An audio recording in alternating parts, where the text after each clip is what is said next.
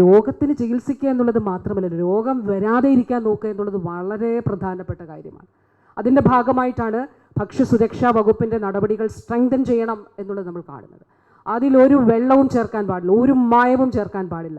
മായം ചേർക്കുന്ന adulteration, food adulteration criminal offence ആണെന്ന് പറയുന്നത് പോലെ ഈ നടപടികളിൽ മായം ചേർക്കുന്നതും ക്രിമിനൽ കുറ്റമാണ്, സമൂഹത്തോട് നമ്മൾ ചെയ്യുന്ന വലിയ അപരാധമാണ് എന്നുള്ളത് കൊണ്ടാണ് മുഖം നോക്കാതെ ഞാൻ എപ്പോഴും ഓഫീസേഴ്സിനോട് പറഞ്ഞിട്ടുണ്ട്, ഒരാളും നിങ്ങളുടെ അടുത്ത് വകുപ്പ് തലത്തിൽ, മന്ത്രി തലത്തിൽ, സെക്രട്ടറി തലത്തിൽ നിങ്ങൾ എന്തുകൊണ്ട് ഈ നടപടി സ്വീകരിച്ചെന്ന് ചോദിക്കില്ല.